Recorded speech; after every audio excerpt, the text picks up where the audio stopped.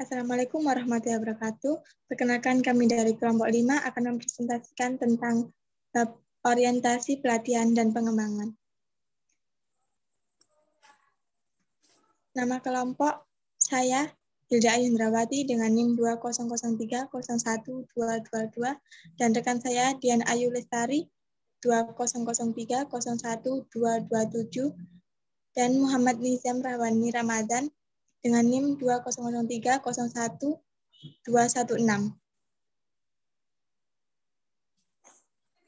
Apa itu orientasi pelatihan dan pengembangan? Di dalam orientasi pelatihan dan pengembangan terdapat dua bab, yaitu orientasi dan pelatihan dan pengembangan sumber daya manusia. Di dalam orientasi, kita akan menjelaskan pengertian orientasi, manfaat orientasi, tujuan orientasi.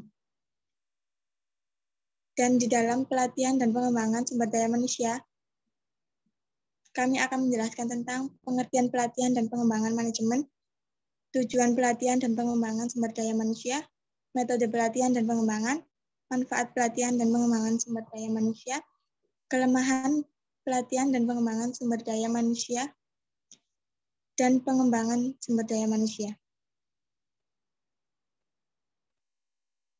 1. Orientasi. Orientasi adalah pengenalan dan adaptasi terhadap suatu situasi atau lingkungan. Manfaat orientasi meningkatkan pentingnya orientasi yang mempercepat proses adaptasi karyawan baru, yaitu agar dapat menjalankan tugasnya dengan baik.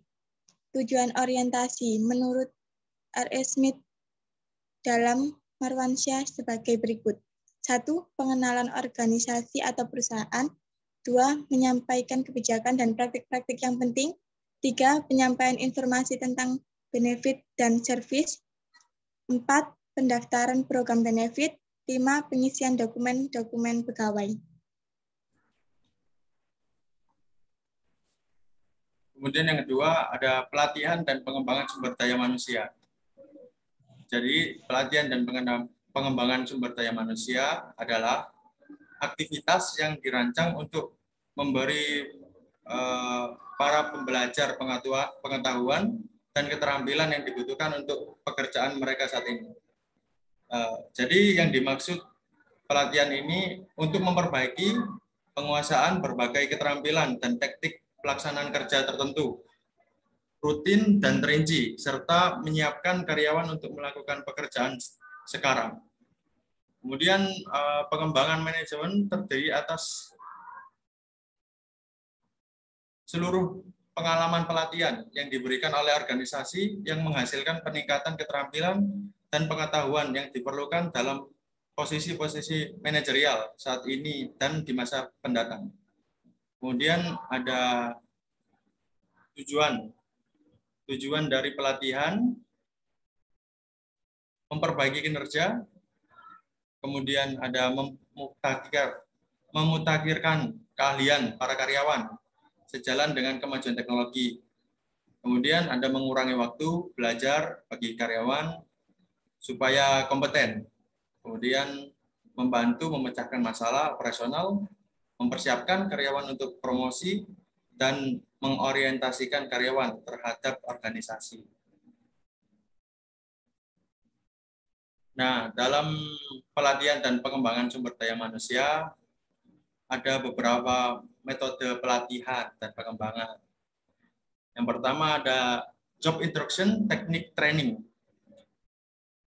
Kemudian job rotation. Apa itu job rotation?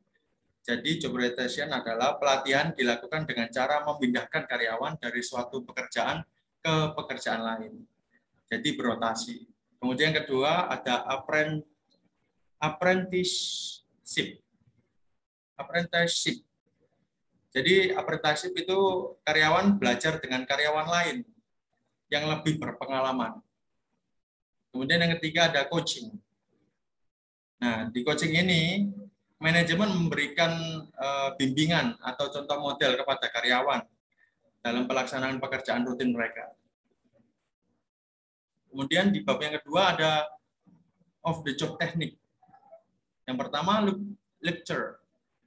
Lecture itu lebih menekan kepada pemberian teori secara lisan dan diorganisasikan secara formal.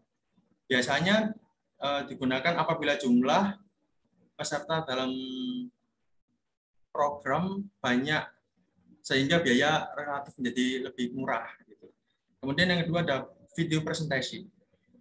Video presentasi hampir sama dengan sebelumnya, tetapi metode ini menggunakan televisi, slide, film, dan lain sebagainya. Yang ketiga ada vestibule training.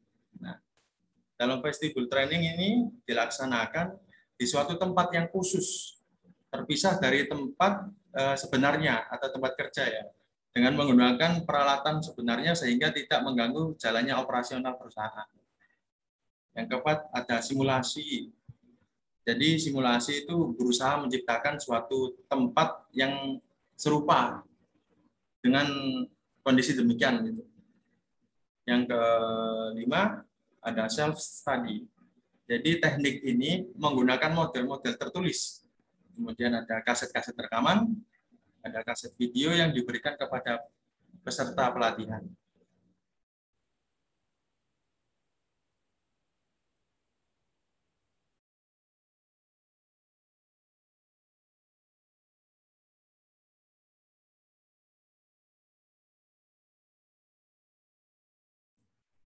Yang selanjutnya ada manfaat pelatihan dan pengembangan SDM. Nah, manfaat untuk perusahaan. Yang pertama, mengarahkan kemampuan untuk memperoleh keuntungan dan lebih bersikap positif terhadap orientasi pada keuntungan. Yang kedua, dapat memperbaiki pengetahuan dan keterampilan pada semua tingkat perusahaan. Yang ketiga, membantu mengembangkan perusahaan. Yang keempat, membantu dalam meningkatkan produktivitas dan kualitas kerja.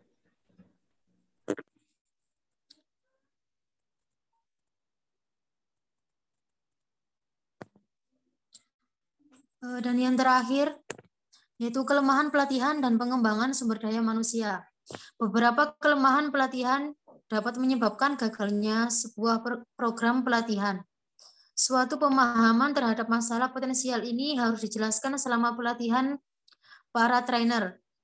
Kelemahan-kelemahan meliputi yang pertama, pelatihan dan pengembangan dianggap sebagai obat untuk semua penyakit organisasional. Yang kedua, partisipan tidak cukup termotivasi untuk memutuskan perhatian dan komitmen mereka. Dan yang ketiga, sebuah teknik dianggap dapat diterapkan di semua kelompok dalam semua situasi dengan keberhasilan yang sama. Yang keempat, kinerja partisipan tidak dievaluasi begitu karyawan telah kembali ke pekerjaannya. Yang kelima, informasi biaya manfaat untuk mengevaluasi program pelatihan tidak dikumpulkan. Dan yang terakhir, ketidakadaan atau kurangnya dukungan manajemen.